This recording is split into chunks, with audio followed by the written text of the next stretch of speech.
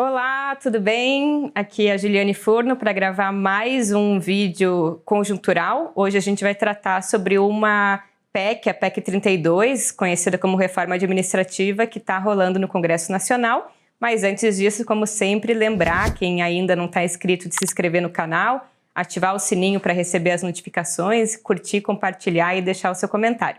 Roda a vinheta. Então, o tema do vídeo de hoje é a reforma administrativa. Vocês estão vendo que a boiada está passando e a próxima reforma da vez é a reforma administrativa, que assim como as outras também promete aí deslanchar o crescimento econômico, mas na verdade, em síntese, ela é uma reforma para reduzir o tamanho do Estado para as políticas sociais, reduzir a remuneração do servidor público e acabar com a estabilidade do emprego. Em síntese, a reforma passa a desconsiderar o chamado regime jurídico único, que é a forma que regula e que dá uniformidade às admissões no sistema público. Então, essa reforma ela vai criar 5 novas modalidades, em vez de só uma, e eu vou falar aqui de 3 que são as mais importantes modificações na admissão do servidor público. A primeira delas é que cria o chamado cargo típico de Estado. Então, vai ser uma carreira pública que continua com o empregado com estabilidade, depois de 3 anos de experiência, e eles dizem que isso vai valer para aquelas carreiras que são típicas de Estado. Mas daí já parece um problema, porque quem define quais são as carreiras típicas de Estado que devem ter estabilidade?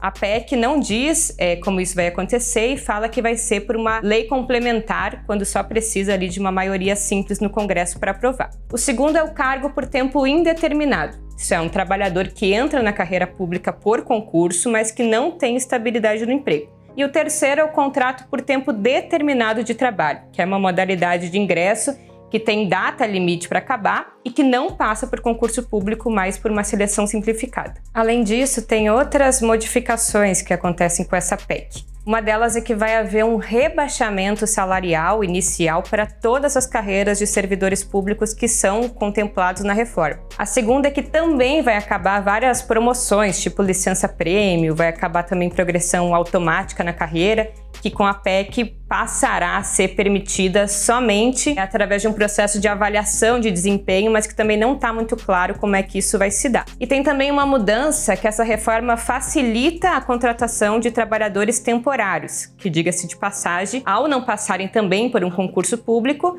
faz com que a gente retroceda, de certa forma, a lógica pré-anos 80, quando o serviço público era muito acessado, por modalidades de compadrio e critérios não muito técnicos. Só que tem outras coisas que entraram ali na proposta de contrabando, tipo medidas que colocam a responsabilidade só do presidente da República de extinguir, por exemplo, cargos e funções sem que os servidores sejam realocados, E o que é mais grave, na verdade, é que o presidente também, sem passar pelo legislativo, vai poder extinguir ou fundir entidades da administração pública que são autarquias, tipo IBAMA, INCRA e outros órgãos que são importantes para o Brasil. Então, entendido o que é a reforma administrativa, agora eu queria ajudar a desfazer algumas fake news que servem como base, como justificativa para a aprovação dessa reforma. A primeira delas, vocês já devem ter ouvido, é aquela que diz que o servidor público recebe um salário muito alto no Brasil e um monte de auxílio penduricário. Quando alguém fala isso, o que normalmente vem na cabeça de vocês? Na minha, vem juiz e outros trabalhadores do judiciário. Acontece, eu quero contar isso para vocês, que essa reforma só vale para o executivo. Ou seja, o problema mesmo do serviço público, ali no que tange aos altos salários e vários benefícios, está no judiciário, às vezes no legislativo também, nos militares, onde, pasmem, a reforma não se aplica. A segunda fake news é que vocês devem ter visto veiculada no Jornal Nacional, como vocês estão vendo aqui na tela, que mostra que o gasto com educação e saúde é bastante inferior ao gasto do Estado com o servidor público. Aqui tem um problema já de fundo, que é uma dupla contagem. O gasto com servidores públicos e o gasto com saúde e educação não se separam, porque parte fundamental do gasto em saúde e educação são os salários dos servidores. Aqui a gente está tratando de serviços como educação e saúde que não são feitos por robô, né, que são bastante intensivos, inclusive, em mão de obra. Ou seja, esse montante pago em salário nada mais é do que o próprio gasto com saúde e educação. Porque a educação precisa de infraestrutura física, hospitais também, mas o mais importante ou mais fundamental é justamente a existência do professor, do médico, do servidor público. Então não é possível separar gasto com saúde e educação do gasto com pessoal no Brasil. A terceira fake news é que o Brasil seria também, como vocês estão vendo nessa imagem, um dos países que mais gastam com servidores públicos no mundo, perfazendo ali o total de 13% do PIB. Esse dado ele é extraído de um estudo da Confederação Nacional da Indústria, a CNI, e também é bastante problemático. Essa análise de 13% do PIB está contando servidores públicos nativos e servidores públicos aposentados, diferente do gasto com serviço público em relação ao PIB destes outros países que só levam em consideração os servidores da ativa, ou seja, você está utilizando metodologias diferentes para comparar países que colocam no gasto com servidor público alguns servidores ativos e inativos e outros só servidores ativos. Mas não é só isso também, porque nesse gasto com servidor público também estão recursos da Previdência Social, que é, de certa forma, uma operação contábil intra-orçamentária, porque o governo sim gasta com parte da Previdência Social, mas esse gasto é vinculado a uma receita específica para esse montante, que é o PIS e COFINS, ou seja, não é um gasto a mais que o governo faz, é um gasto que tem uma receita vinculada. O próprio Banco Mundial, diga-se de passagem, num estudo chamado Ajuste Justo, mostra que o total dos servidores públicos no Brasil e o tamanho do Estado não são excessivamente grandes no Brasil. Num outro estudo da OCDE também, que chama Panorama das Administrações Públicas, mostra que o Brasil tem um total de 12% dos trabalhadores no serviço público. E isso é bem inferior à média dos servidores públicos com relação aos trabalhadores total da própria OCDE, que está em torno de 20%. A quarta fake news é sobre os salários. Então tem uma questão que aparece muito recorrentemente de que os servidores públicos no Brasil ganham muito. E isso não é bem verdade. Justamente porque a maioria dos servidores públicos no Brasil estão ou nos estados ou principalmente nos municípios. Ou seja, são trabalhadores que, na maioria, estão alocados em áreas como saúde, educação, segurança e que recebem uma média salarial muito baixa, em torno de R$3.000. Muita gente fala que o prêmio salarial, inclusive, é muito maior no serviço público do que no serviço privado. Ou seja, eles alegam que essas mesmas ocupações pagam muito menos quando são exercidas no setor privado.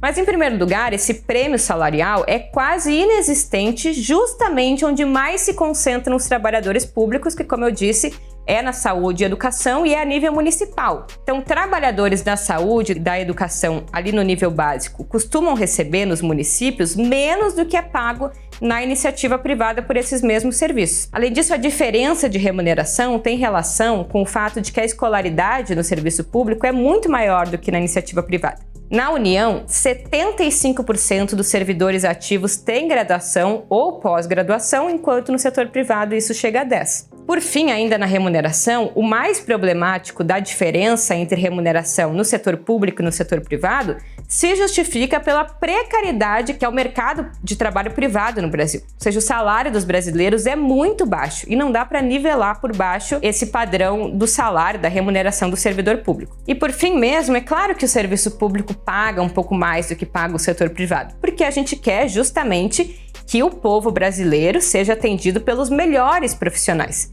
Por isso é importante não perder esses bons profissionais para o setor privado, por isso o setor público no mundo todo paga relativamente mais do que o setor privado. A quinta fake news é que o gasto com pessoal cresceu extraordinariamente nos últimos anos e por isso é importante reduzir o número de trabalhadores e o salário dos servidores públicos. Isso também não é verdade. De fato, teve um aumento no montante do gasto com salários que cresceu bastante nesse último período. Não porque os salários individualmente tenham subido, mas porque teve um aumento na contratação de trabalhadores no Brasil. Isso está ligado com a responsabilização que estados e municípios passaram a ter sobre serviços públicos essenciais, que está ligado principalmente à construção de serviços públicos vinculados à Constituição Federal de 88. As despesas com serviço público no nível federal, por exemplo, estão estabilizadas em relação ao PIB há pelo menos 20 anos. E isso está bem abaixo, inclusive, do limite permitido pela Lei de Responsabilidade Fiscal.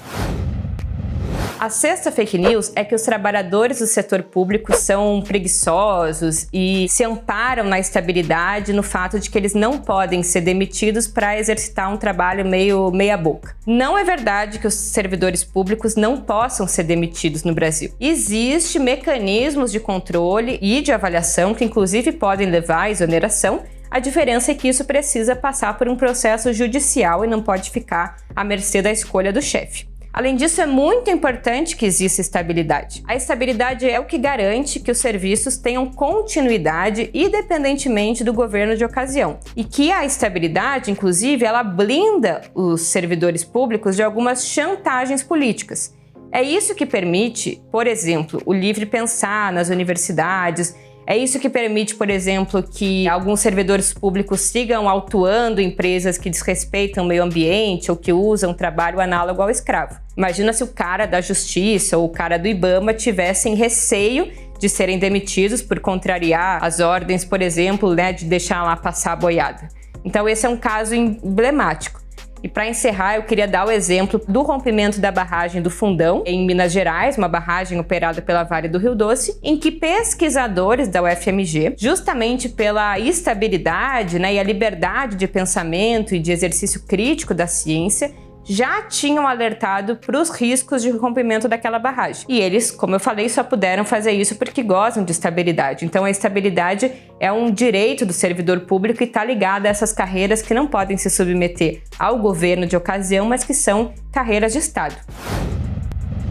Então, por fim, a gente tentou aqui rapidamente desmistificar algumas fake news que envolvem o debate sobre o serviço público no Brasil e apresentar um pouco a reforma administrativa, a PEC 32, como mais uma tentativa de desmontar e reduzir o tamanho do Estado para os serviços sociais. Ou seja, tentam pintar uma imagem de que o servidor público é excessivamente privilegiado no Brasil, enquanto foca justamente no executivo, onde principalmente os trabalhadores são trabalhadores da saúde e educação, trabalhadores dos estados e municípios que prestam um serviço essencial e que têm, como eu falei, uma remuneração muito mais baixa em relação àquela que a gente costuma pensar quando pensa num servidor público de carreira supostamente mais privilegiado. Então, se você tem dúvidas, se você gostou, comente aqui embaixo, deixe a sua sugestão. A gente vai deixar materiais linkados aqui também para vocês acessarem esse debate, esses dados. E espero que esse vídeo tenha servido para contribuir aí na batalha das ideias e desmistificar essa ideia de que o Estado